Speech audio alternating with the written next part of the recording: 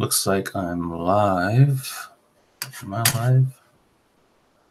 Yeah, that looks good. Okay. Just give it a few minutes. See what happens here. Okay. Oh, yeah. Just give it a few minutes. It's fine. Okay. Testing. Hey, Guitar Hack. What's going on, brother? Just testing some stuff out today and figured I'd do a quick stream. Let's see. I'm still trying to figure out some stuff at home here to go through Hangouts and run the audio interface through it. It's not working right now. I'm gonna try a few things. See if I can pop this chat out. Pop out chat. All right, leave that there. It's good. Okay. Hope you're having a good New Year's break. Let me know if you can hear me, Guitar Hack, just to say yes or something there. Let me know. Should be able to hear me because I'm seeing a signal. And yeah, okay. I see the chat. Is everything working on your end? Can you see everything? You can hear me? Okay, good. I'm going to try something real quick. Just hang in there for me for a second. I'm just going to switch over to my Helix.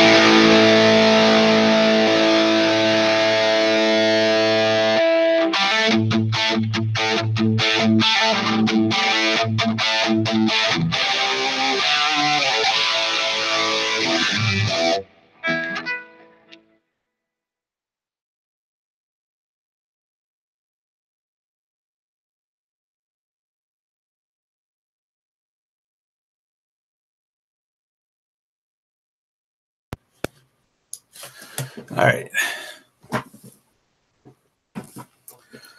Okay, you should hear my voice again now. For some reason, I don't know why, but when I go through Hangouts and I try to go through my interface where I would have my mic and everything plugged in, it doesn't seem to work. So I have to use, well, right now, until I figure it out, I'm using the audio on my monitor. and I'm using the video from my GoPro, so just testing a few things out. How many people we got in here right now? 2. Okay, cool. All right, we've got Guitar Hack, Cyber 3 Evil. How's it going? Michael B, Guitar Pit. Hey man, what's up? Saw that you did a live stream last night. I missed it, but I got the replay, and saw you guys were buying a couple of guitars, which is cool. Awesome. Guitar Hack, I saw your video today as well. You did an unboxing, and that was cool. You got an interface, so that'll help you out when you're doing your audio at home, and you can probably start playing around with some recording stuff, I imagine. So that'd be awesome. Guitar Pit ended up with 3 guitars. Holy jeez. What guitar did you get? I know you got the... Which one did you get? Did you buy a Godin?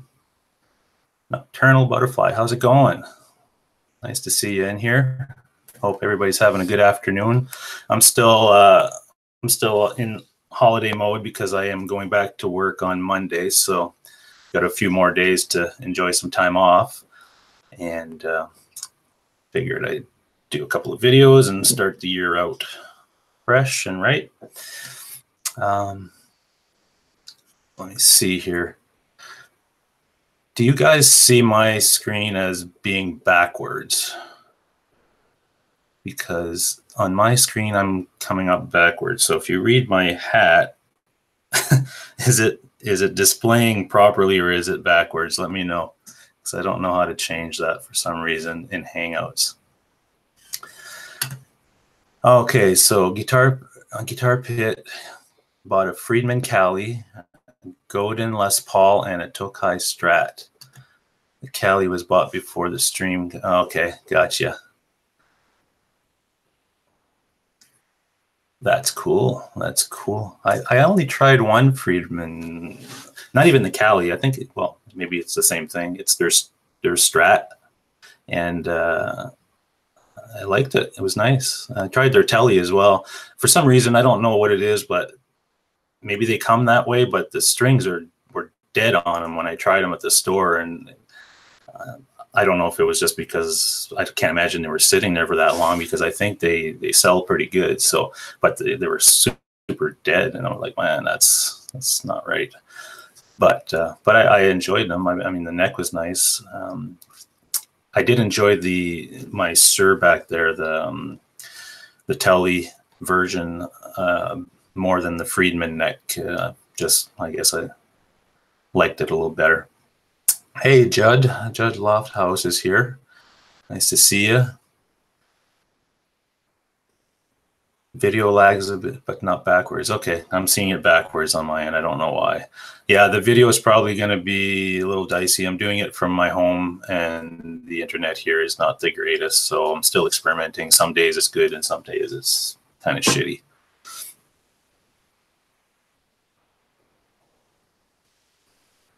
So, I'm not seeing how many people are in the chat here. It just doesn't tell me. This one is new, so we'll see if the crap string. Yeah, the strings aren't a big issue. I mean, you can change those anytime you get it. But I just found it kind of weird that they had a really high-end guitar in the store, basically, and in their high-end room, and they wouldn't have fresh strings on everything so that people would pick them up and get a true experience of it. But I don't know, could have been a one-off. But they are nice. They are very nice guitars. I did, when I was there, I did purchase a new amp, and I was going to buy a Friedman, but after doing some more testing and some research, I ended up going with the Mesa Boogie Triple Crown 50, and I bought the matching 212 cabinet as well, and been playing with that over the last couple of days, and friggin' thing's amazing. So I really like it a lot. I think the next purchase for me is going to be some sort. I'm waiting until NAMM to see if Universal Audio comes out with a new box. They have the aux box where you can plug your tube amp in and then go into your interface and do all kinds of cool stuff with it. So That's probably going to be my next purchase, but I'm going to wait till after NAMM to see if they release anything new, or if other companies have similar options or similar devices, and that would be cool.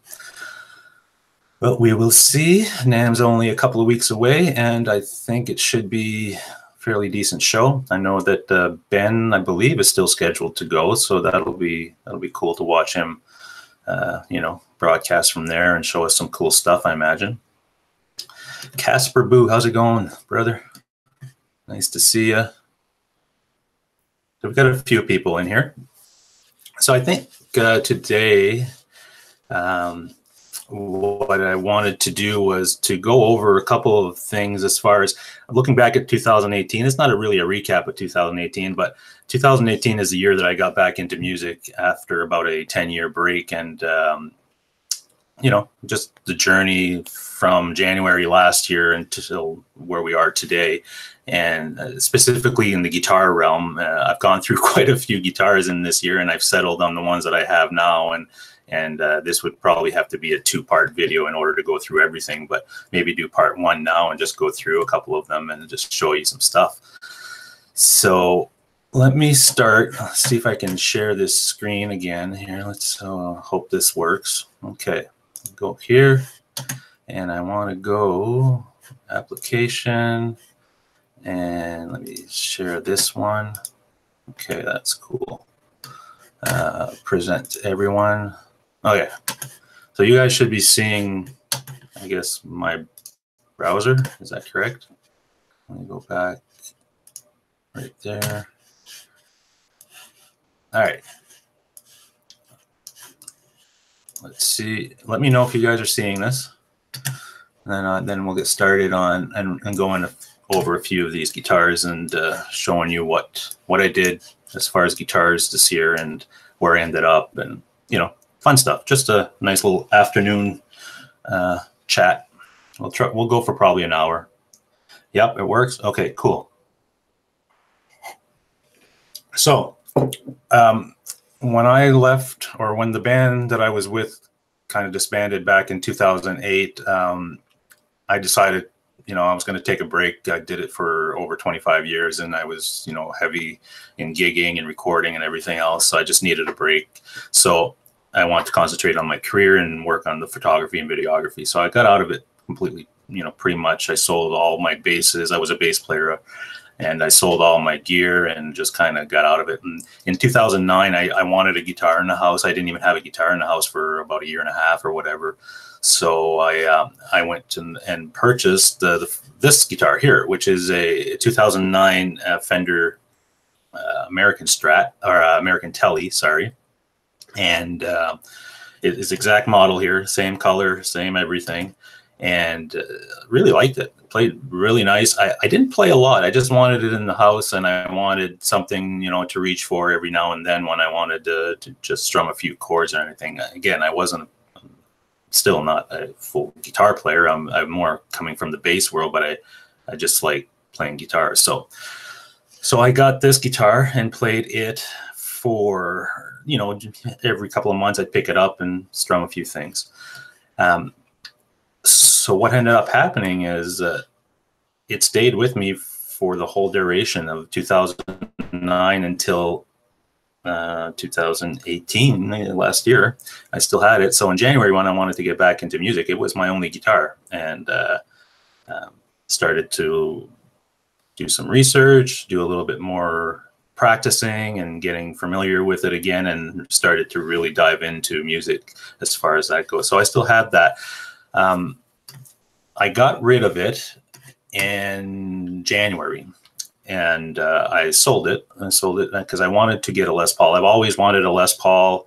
As a kid growing up, I saw a lot of my, I guess, older friends that were playing in bands when I was a teenager had Les Pauls, and I just, I really loved them. So I ended up getting in January, end of January, was this one.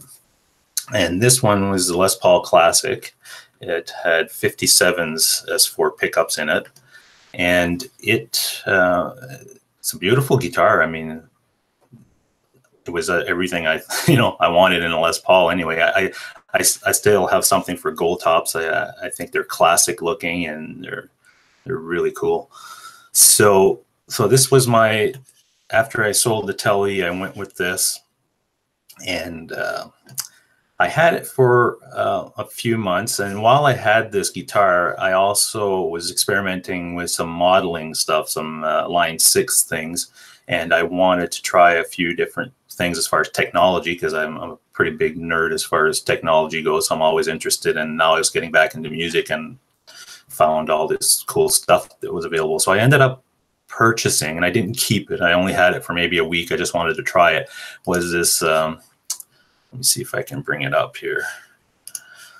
I don't know if it's going to work or not, but anyway, it was a Line 6 Variax. And it's basically a guitar that has a bunch of technology in it. When you plug it in through your Helix or your modeler from Line 6, you can get all kinds of different tones. You can change your tuning. You can do multiple things with it. It played nice. It wasn't a playability issue for me. It was more, there was some latency I'd find sometimes when I was, because remember, this is electronic. So if you're changing it, your tuning or something, it's all electronic and it transfers over digitally and then comes across your speakers. So there's sometimes you get some latency or some weird artifacts and stuff. So I just played it for a week and kind of thought it was a cool, novel idea, but it wasn't for me. So I brought it back to the store. And keep in mind, I still had this guitar, so it was just kind of something to play with here. So from there was I was very curious about PRS guitars. I've heard a lot of great things about them. My guitarist in my band actually was a PRS guy, and he was playing PRSs, but back then I was a bassist. I didn't really pay much attention to it. I just kind of knew they were nice guitars and sounded great and stuff. So I started looking around and trying them out at stores, and I thought they were really cool, and I liked them. They were different than Les Pauls. Obviously, I still preferred my Les Paul. So I ended up picking up a guitar. This one. So this one is the Zach Myers Edition PRS, and this is the SE model, which it's about $1,200 Canadian, so probably US under $1,000. This thing has a huge neck on it, but for some reason it played very comfortably, and it sounded pretty good. I wasn't crazy about the pickup, so what I ended up doing is I got the guitar, and within a few weeks I had ordered some Seymour Duncan Pearly Gate pickups, and that's what I put into it, and it made a huge difference in the sound, obviously. So that was kind of cool.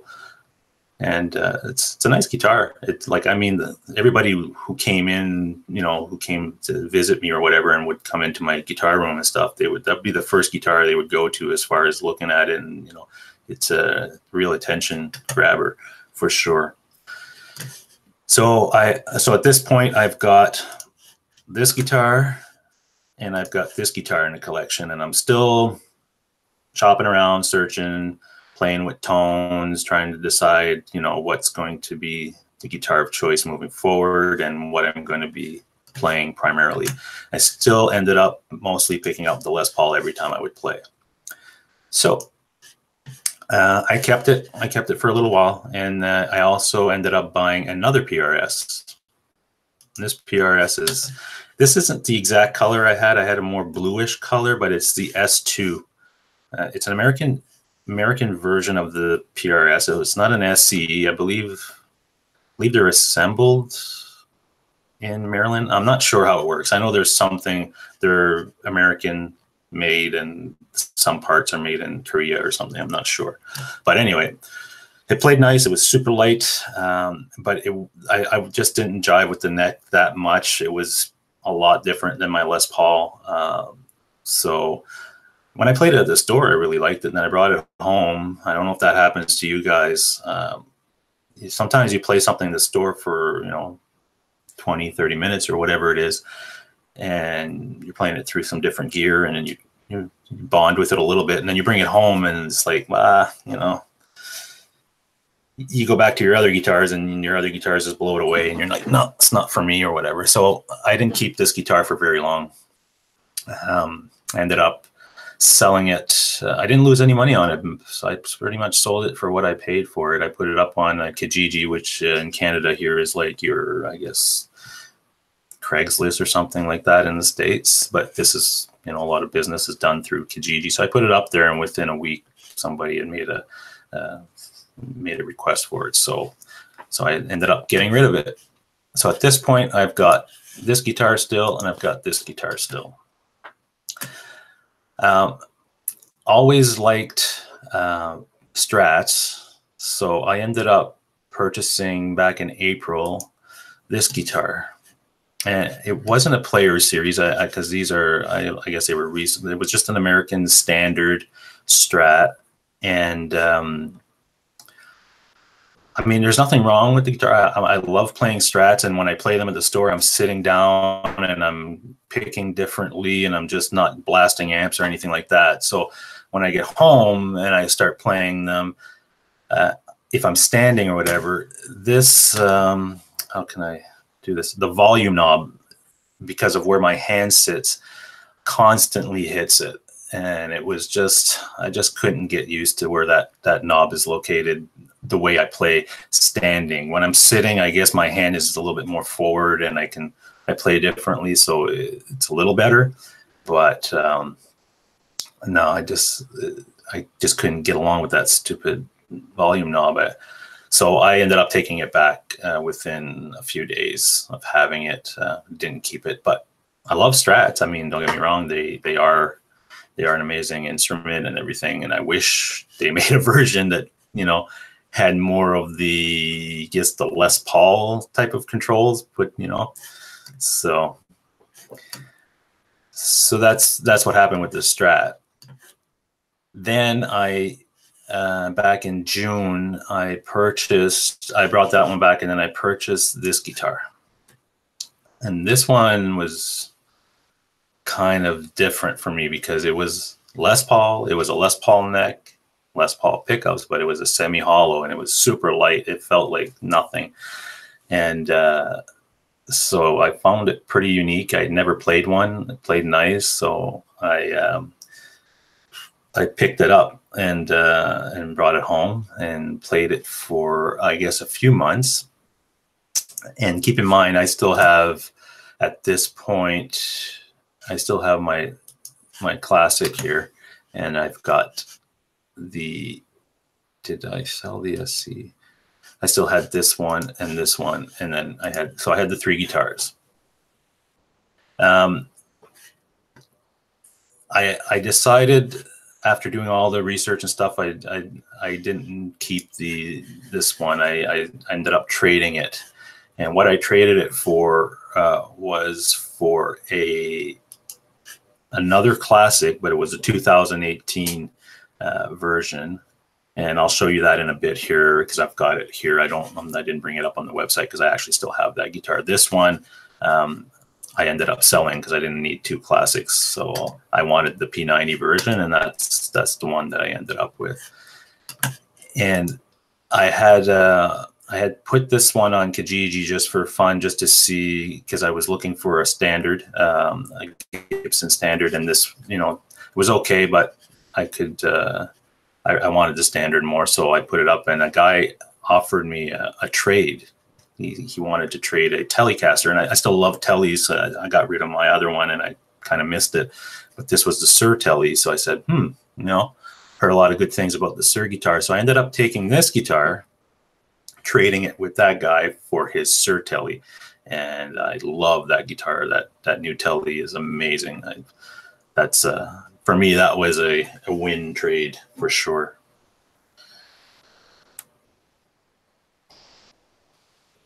I know, guys. I've had a few returns in the last 6 months. It's not really returns. I've only returned one guitar, which was the Strat, back to the store. The other ones I sold or traded, so I didn't. It wasn't really returns, but I know what you mean. It takes a while. You know, like I said, I was just getting back into this, the music world, and I really wanted to find instruments that I bonded with, that I would pick up every day and be really, you know, happy playing and fit my style and could get the tones out of it. And so it took me, I'd say, a good 6 months of getting guitars, trying them, you know, selling them, going back and forth, and until I found my current collection. Oh, Nocturnal, yeah, we'll see you. Thanks for dropping in. Nice to see you. Let me go back to the chat for just a minute. I'm looking, whatever, see if I missed anything here. Doesn't look like. Okay, cool. Cool. All right, so let me go back to my, so at this point, we're going to say we've gotten rid of this, we've gotten rid of this, we've gotten rid of this, got rid of this one, didn't keep this one, we just tried it out for a few days, and we didn't keep this one. So where am I at now, right? You're saying, well, geez, you had all these guitars, you got rid of everything. What did you end up with and why, and so forth, right? So let me go back to my screen here. Where stop? Okay, so now I'm back here. All right. So let me see. Let's see. Okay, so where do I go with that? So we talked about the Suhr trade. So let me grab the Suhr. All right.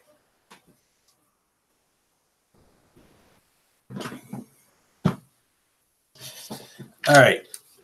So this is the guitar that I ended up trading my ES Les Paul, the semi-hollow, for. It's a Suhr Telecaster. It's a beautiful blonde color. It was in fairly good condition. I didn't see many. There is a ding on it on the back here, but nothing serious. It doesn't affect anything on the guitar. The neck is super smooth. It's perfect. It's a little, I guess, a little wide compared to some of the 60s Les Paul necks. It's got beautiful locking tuners on it. It's got the Wilkinson bridge on it. Pots are very high quality, stainless steel frets. So yeah, love this guitar. So that one I am keeping, unless there is something drastically different and that I can't live without and I need to get rid of this. I don't plan on giving this one up. So let's put this one back and let's go back here. Let's look at this one. All right. So you saw that I had the other gold top, the classic, and that was a 2017 version. And I didn't need two gold tops, so I got rid of it, and I wanted a P90 guitar, and I always liked the look of the gold top with P90s. So I ended up going with this one, and this one is a 2018. I think Guitar Hack has the same guitar, but in black. So you've probably seen it around on some other streams. The only thing with this guitar is it's very heavy. It's the heaviest one out of all my guitars, and I don't know why, because they do say in the specs that they do route it inside to get some weight relief, and I don't know, but I've got other Les Pauls. I've got a traditional that is apparently no weight relief or anything, and it's lighter than this guitar here. So not sure what's going on with that. The only thing I changed on this, I put locking tuners on it. It had regular Grover tuners on it, so I put the Grover locking tuners on it. Other than that, it's a bone stop, and it plays very, very nice. Again, the only issue is the weight. So moving forward, the only reason I would probably get rid of this one would be to get another P90 guitar and something lighter. So I had pondered looking at I guess a Tele that had P90s on it, something like that that might be an option moving forward if I ever do want to part with this one. But right now I'm very, very happy with it, and I'm not gigging. So, you know, if I was gigging and I was holding this or standing with it for hours on end, it might be an issue, but right now it's not really an issue. Todd, these pickups are P90s. They're the standard Gibson, whatever they're, I don't know what model or anything like that, but they're standard Gibson P90s. So yeah, so I did look at a couple of tellies that had some P90s in them. I love the Tom Andersons. If I could, you know, bear the price of them, they're like $4,000. They're stupid expensive. So I'm not willing to do that just yet. So if I ever sold this, I would have to get, you know, whatever I get out of this as far as value, something close to it as far as a replacement for it. So as far as a P90 guitar. So let me put this one back.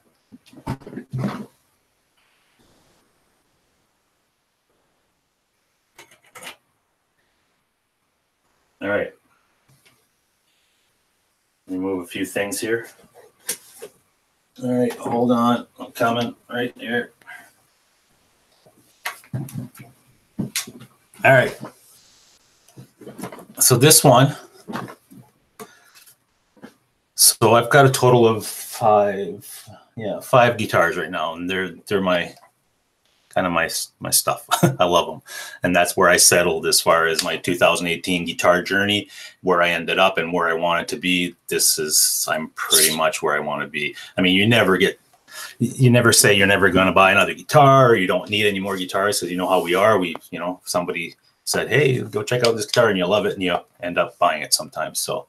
But anyway, this is my standard, and this is one guitar that I always wanted. I always wanted a Les Paul standard. I wanted this type of burst color. So I found this one in Newmarket, Ontario. And they had a good deal on it because it was a 2016, and I bought it in 2018. So it was a few years old. So they gave me a really good deal. So I jumped on it, and it's probably my favorite guitar out of all of the guitars that I have here. The one that I reach for the most it's this one. It's got so much flexibility as far as tones. It's got the coil splits. I don't use the coil splits a lot, but they're nice to have if I'm doing a track where I need to maybe double the guitar part or do something different, and I just pull that pot to get a different tone, and then I blend it in with the rest of the mix. It really adds some nice options. So this is this one here, and it's got, I guess, a 60s profile neck, which is very comfortable to play. The only thing with Les Pauls, and I've gotten used to them, a lot of people that first pick them up or whatever sometimes complain about the access down here, because there's, you know, quite a big block here, so it's not like a shredder guitar in any way, but I've seen people shred on them without issues. I've gotten used to it, so when I'm down, you know, playing in B or something down here doing a scale, it doesn't affect me too much. I'm getting better at it every time that I play, because I try to practice down there more often to get used to getting my hand around that block. So it's a beautiful instrument. I love this one. This is one that would be a hard one to let go if I ever needed to let go or whatever. So that's the standard. And it does come with locking tuners. I didn't change those. They came that way. I guess that's how they made them in 2016. So anyway, I'll put this one back, and then we'll move to the next one. There's only two more to show you, so hang in there.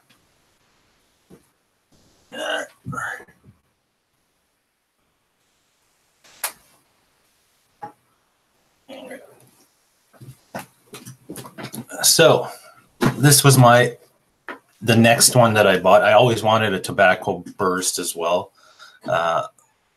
And I saw this one again, they had a great deal on it. They knocked off like $500 on it. It is a 2018 model. And the funny story about this one is it's that the store that I bought the original one from, because this is my second of the same version with the tobacco burst, and it's a traditional. And I did change the tuners on this one. It had like those traditional type of the older style tuners, which were fine. I just like locking tuners on all my guitars now. When I restring a guitar, it just makes life way easier. So so I changed those tuners, and I put the Grover locking tuners. They work great, and I like them.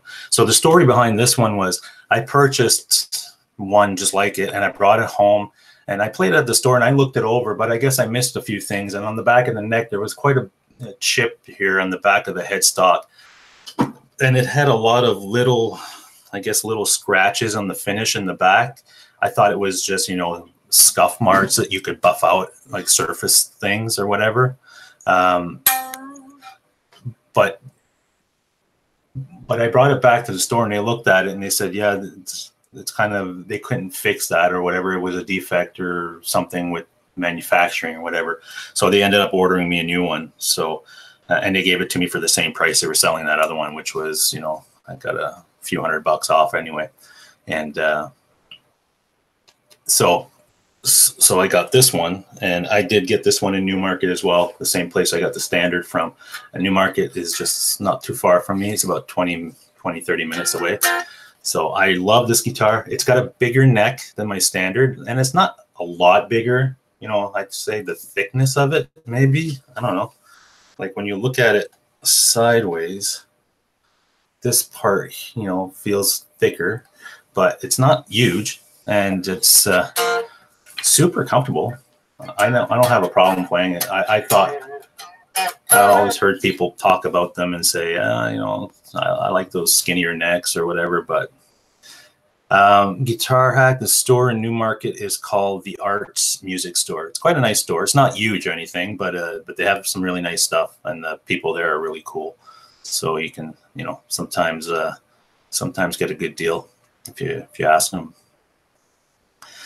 Yeah, Todd, this is the Tobacco Burst. It's my favorite looking guitar, I would say. You know, I do like my Standard a lot, but I love how the black finish around it and then goes into that flame maple. It's really cool. And in the back is just, you know, your regular type of, I guess it's a dark reddish color. This isn't black. It's more of a dark burgundy or something. But yeah. Yeah, so this is a really nice one. So I believe they still make this 2019. I didn't look at the full lineup of Gibsons for 2019, but I think they make a traditional in the burst in this color anyway.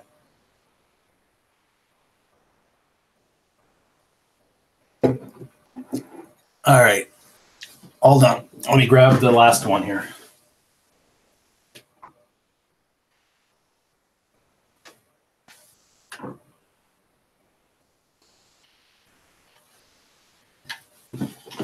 All right, so this one was the last addition to the family, and it was purchased.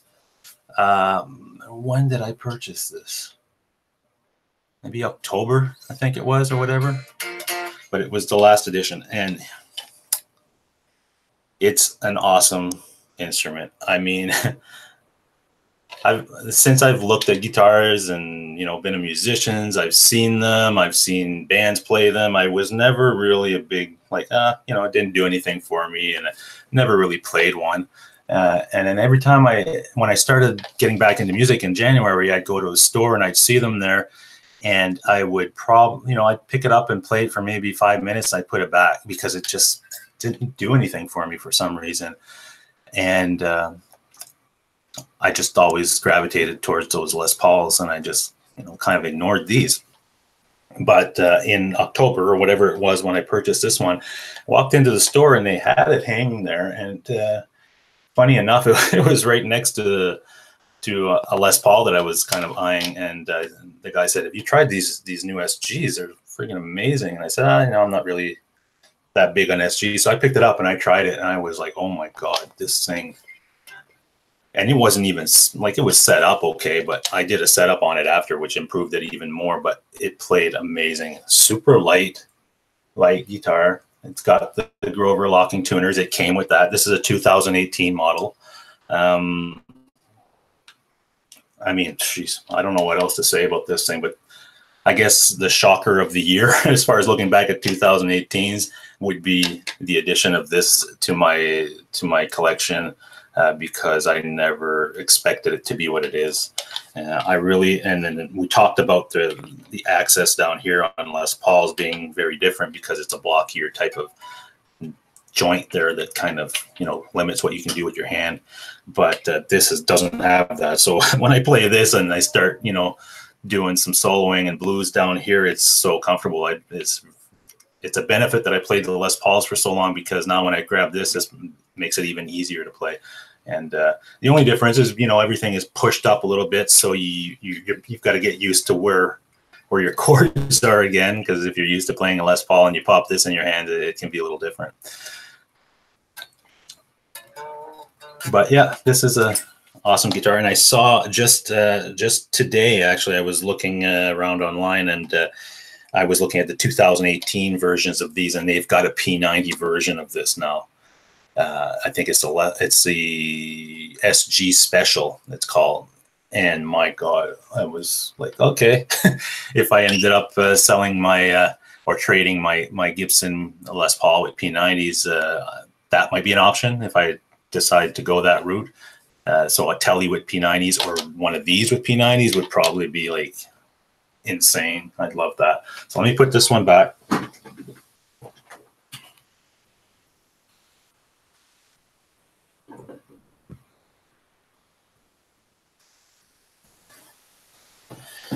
So that was the guitar journey for 2018.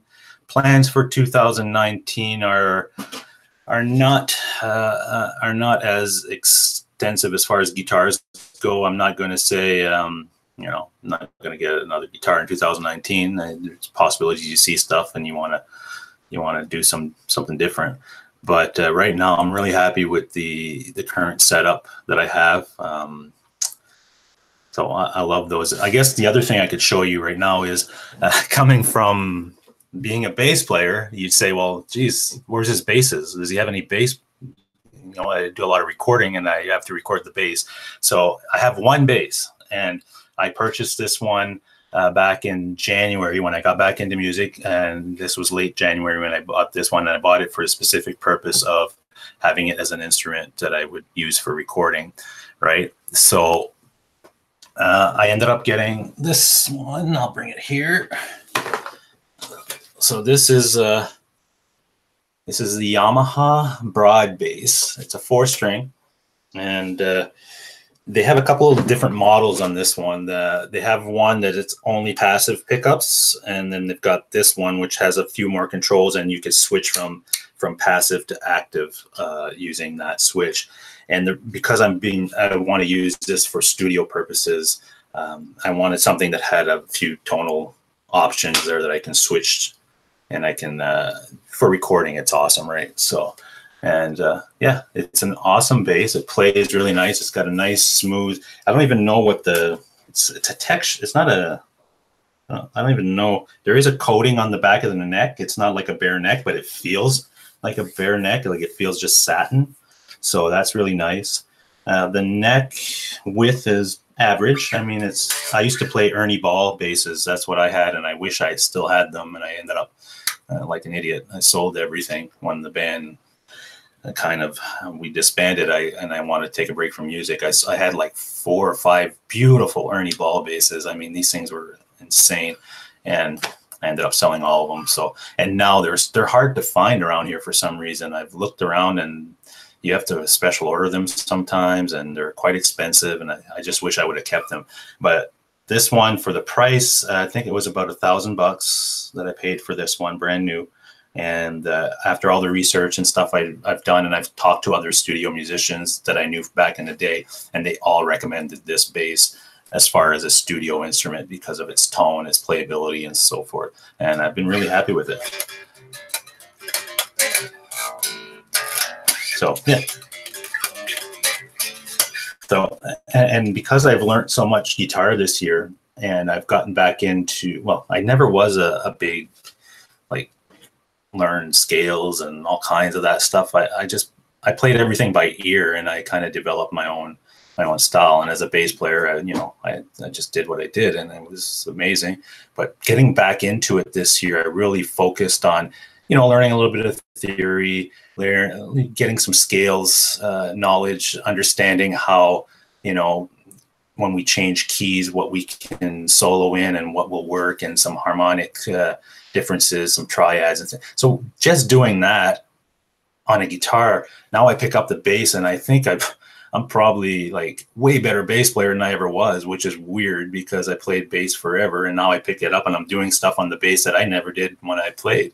And it's just because I learned some other stuff with the guitar, and I've been able to understand some things a little differently. So the focus on getting back into music and primarily guitar has really benefited me as far as bass playing. So that's cool. So yeah, there's a bass. It's got a kind of a burst on it. So I don't know if it's hard to see here. Yeah, you can see it there better. Yeah. Let me put that back, and I'll look at the chat, see if there's any questions or any of that type of thing. Let's have a look.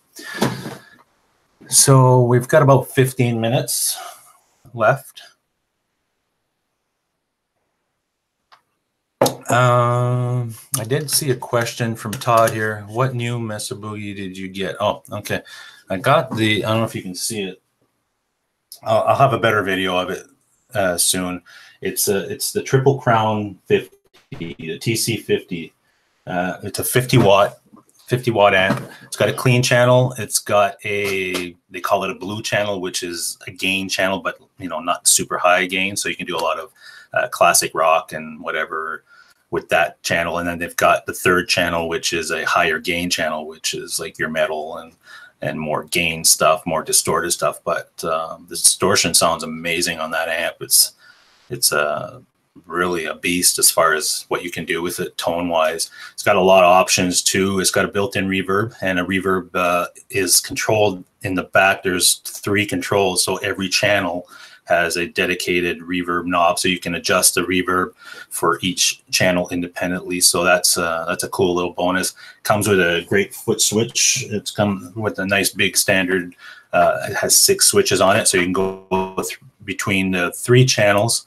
And also on this amp, there's the master volume, and there's a solo, knob on it as well. So when you adjust that solo knob, it basically brings up the volume of everything equally. So if you're playing and you hit a solo, let's say playing live and you hit a solo, you hit that solo button on your foot switch, it applies that natural boost to the amp. It doesn't change the tone. It just brings it up, a notch, so that you can cut through the mix a little bit more if you're doing a lead or something like that, which is super cool.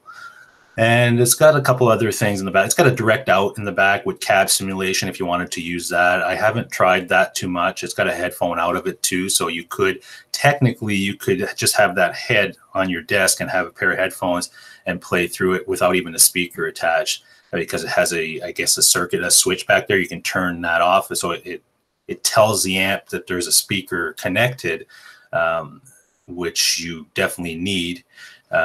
So then you can play without a speaker, and you can go direct out or through the headphones and so forth.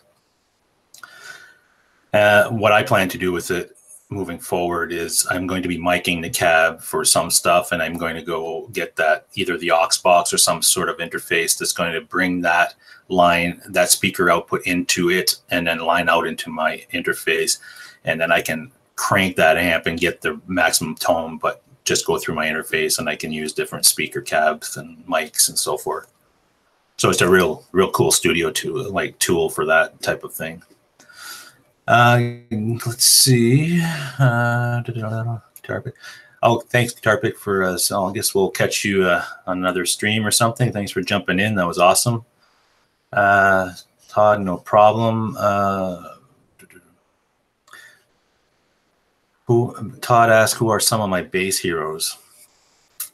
Bass heroes. When I was a kid growing up, I really liked Steve Harris, and I didn't play like him. Like, I didn't have that tone, but but I really loved his work in Iron Maiden. So that was one of them. Always loved Geddy Lee. And funny enough that these players that I'm mentioning, I didn't have their style in the music that I was playing, but I appreciated what they were doing, and I incorporated some of that stuff into the music that I was playing. I liked Cliff Burton from Metallica, and those guys always were an inspiration to me. Let's see, do I have any other? Guitar Pit says every bass player I know has one bass and 5 guitars. Yeah. Well, that wasn't the case for me. As a bass player, I had one guitar. Back in the day, it was an Epiphone Les Paul, and I had that in my home, and that's how I would, write some riffs and things like that. But I had like 5 or 6 basses all the time, and I really dove into that world. My amps were primarily SVTs. I did have some other stuff, during the course of playing for many years. I played with Eden amps, Trace Elliott amps. What else did I play with? Galen Kruger for a while. SWR was another brand that I played with, but the majority of my playing, and when I ended the band and stuff, I was playing SVTs, and I was hauling all that gear, man. It was like huge 8x10 cabinet. It was a big friggin' tube head. It was insane. I had back then I had bought a minivan just because I wanted something to haul all my gear with. It wasn't because I wanted to drive it. I just, it was convenient. So that's what I needed as far as hauling all that gear around. I was playing clubs. Like, some clubs were big, but some of them were just small places. And here I am rolling in with this 8x10. It's kind of funny when you sit back and think about it now, but that was it. I mean, that's what we did. And even back in the late 80s and most of the 90s, it was, that tone, man. That was it. Todd, all right, man. We'll see you soon. I'm going to go for another 10 minutes here. If there's any questions, anything, let me know in the chat, and we'll call it a day. I'm just going to go back here and see if I missed any questions. I did see something about, I don't know if it was Guitar Hack or somebody asked me if I found the P90s noisy with gain. Oh, yes, I do. It's weird. It's the P90s for me. In this environment that I'm in now, my studio, it really depends if I'm facing a certain direction, it's picking up more transistors or something from the equipment that I've got around. So if I just turn from one direction to the other, it changes how much noise is going to be, projected through those P90s. But no matter what, I always use a noise gate, especially with that guitar, because they do have more noise in them. They're like a single coil, right? So they do. And then you put gain on top of that, they're going to react the way they do. But they sound amazing, though. I still love them. They've got their own character and their own distinction that I really like. So, any other questions that you guys want to talk about? Anything? We've got another 8 minutes here, and then I'm going to call it. But if there's anything, just let me know. It was nice to see you guys all pop in and enjoy an hour discussion with me. And I kind of wanted to do this video anyways. I like just to go through it as an archive for myself, to say, here are the guitars I had in 2018, and this is where I ended up before I started the year. And I was going to do that more of a produced video, but I said, you know what, let me just do a live stream and do it that way. And that way we'll get. And I want to do more live streaming in 2019. I want to grow my channel a little bit more. I'm looking for different types of content, not just, a review or something like that. A lot of people are doing those things already. I don't really want to duplicate everything that's already out there. So I'm still trying to decide what will be the best route going forward. I'm not saying that that's not what I want to do. I want to do some reviews on some of the gear that I've had or do have now and give my experience on them. because it's important for the community to get that side of it. And if somebody has questions and they have direct contact, it's not like watching a produced video online of some review and we don't know. They could be biased, they could be paid for, who knows, right? So with me, I'm not paid by anybody or anything. I buy the gear, I play with the gear, I like it. If I don't, I sell it, and I move on. So let's see. Enjoyed this chat. Didn't have anything to contribute forward to future content. Hey, so 2 and 3 chord jams. Yeah, cool, man. I checked out your channel this week. I saw that I saw you on one of the chats, so I subbed to your channel. Very cool stuff. It's nice to see the community like go through and look at other channels of the community, and really you see all kinds of players out there and all kinds of content that really resonate well with what we do as far as guitar players and musicians. So that's awesome. And I'm not sure if there's anybody live streaming tonight.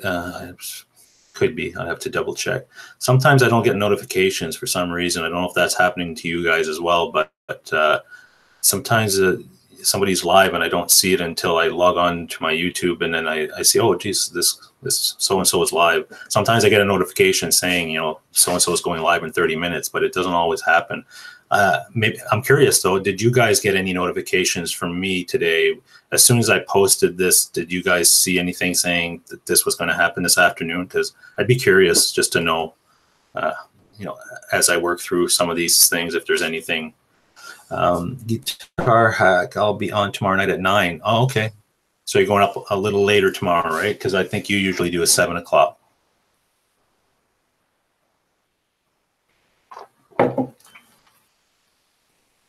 Because I think Ben usually does an 8, I believe. Yeah, so that's cool. That's cool. I always enjoy watching your live streams and everybody's content, actually. So my plan in 2019 is to do more of live streaming and really start to get my setup here is set up for the studio as far as recording, but I need to work on the camera angles and specific lighting and so forth. And I've got all that gear because that's what I do for a living, but I just never set it up at home to do that type of stuff. It's more my work, so I don't do it at home. But I want to start putting that stuff into motion as far as implementing in my own live streams.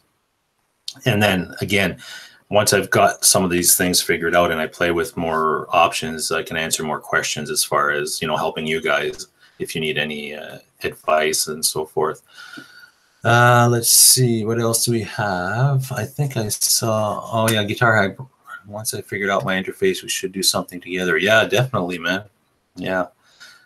That's the other thing I'd like to put out there to the community, is I'd like to do more collaborations with people as far as not just these live streams and things, but actual recording. So what I've started doing is recording my own music, obviously through my studio, but I'm not a singer, and I've tried singing, and I'm okay, but I'm not it's not something that I'm very strong at, and it's something in 2019 I'd like to work on more and to develop that a little bit further to see if I can manage doing some of that stuff. And but out there, I know that we've got some great players and some great singers out there as well. And if you're interested in doing a collaboration or something like that, definitely let me know, because it would be really cool if I'd record a track and then I could send the WAV file over to whoever wants to collaborate, and then they could put it through their recording system and then maybe record the vocals on it, send that back to me in a WAV file, and I can mix it all together. Or even, if we collaborate as guitar players, your guitar part on with mine, or the bass, whatever, right? It's just a matter of doing some cool stuff, but as a community and collaborating together, I think would be really cool. And with the technology we have today, it makes it pretty easy to do that. So, hit me up if you've got any ideas. And once I get rolling with some of this, I recorded a bunch of tracks last year, and I never did anything with them. They're just instrumental right now because I really didn't have, you know, I'm not a singer, and I didn't intend on singing on them. I was going to collaborate with another singer. And when I say singing, I'm not saying you're going to get the track and then you're going to have the melody and lyrics and everything done for you. You're going to write the melody and come up with the lyrics sometimes. So it's a true collaboration. So if we put out a song, it won't be Brian Cote. It will be, you know, Brian Cote and Guitar Hack or whatever it is that that person's name that contributes to it. They'll have additional credit on it. And the way that I do it is I put everything through SOCAN, which is I'm a member of.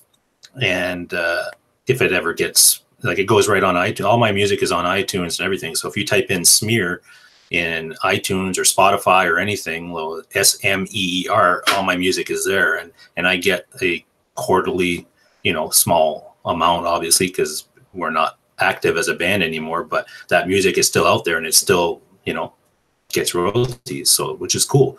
So if we did a collaboration and we put out a song for some reason and we just put it up through that system, then you would, you know, benefit from it as well. Hey, Ben, how are you doing? Nice to see you in here. We're almost ready to wrap it up. But it's cool. I know. Are you doing a live stream tomorrow, Ben? Let me know. I think you are, but I usually catch you on Thursday nights. And let's see, anybody else in there? No? Okay, that's cool. But again, yeah, with the collaboration stuff, something in 2019 to think about. And, you know, if you're a singer, you're looking for ideas and things to work on, just let me know.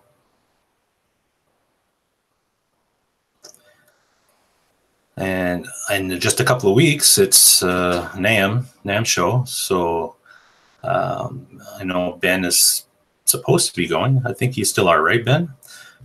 Yeah, Ben is on at 8 and Guitar Hack is on at 9 tomorrow. So everybody, you know, jump in on those as well. There's always good content there. So yeah, you know, I'm looking forward to seeing what comes out at NAMM. You know, there's always some cool stuff. And for me, in particular, I'm looking to see some of the more studio stuff. Obviously, the guitars are cool, the new guitars, but I'm pretty much set for guitars for right now, unless there's something that comes out that completely blows me away, and that's one thing.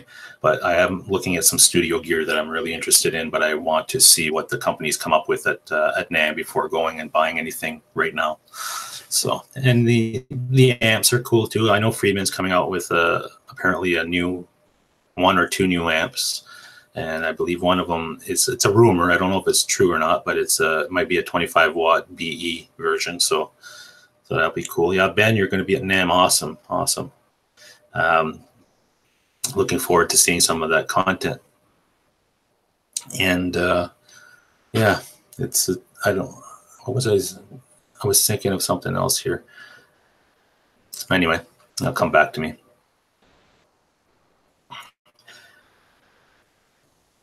Ben, anything you want? Yeah, guys, if there's anything you want Ben to check out at NAMM there, you should let him know before he goes, and he maybe can have a little list of things that he can go and speak to some of the reps and see the stuff there while he's there, which is cool.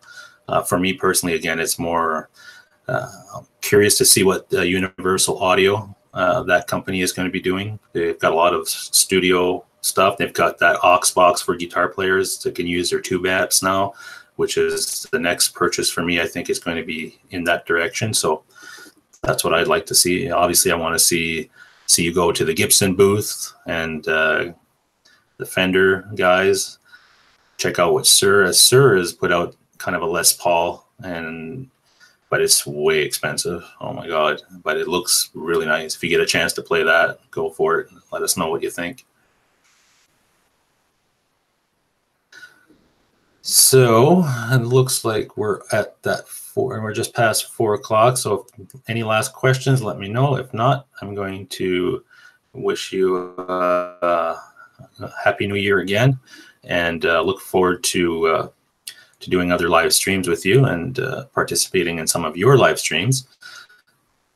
There's always some cool stuff. The other thing I'll probably be doing in the next couple of actually the next couple of days, I'm going to probably be looking at some a couple of pedals. I've got a wah that I'm not crazy about, and I want to probably trade that one in for the. I'm really interested in that new Friedman wah, so I want that wah pedal, and I need an equalizer pedal as well. So I'll probably be looking on the hunt for those in the next few days. Ben says 2019 for me is a new computer to start, which okay, yeah. Well, a new computer for you would definitely benefit, I guess, with all the stuff you do. So that's a key component in your live stream production is that computer. So if you get a chance to update that, that's definitely a good update.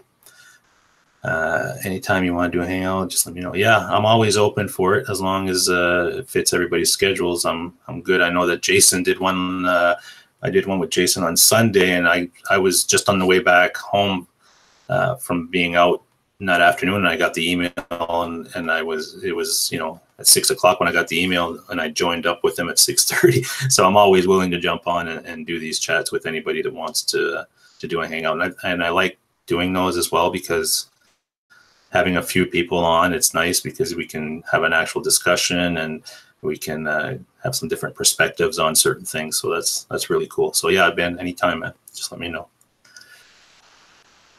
All right. Well, it looks like we're going to call it a day. And again, have a great rest of the week. And I might do another stream or something before the weekend or on the weekend.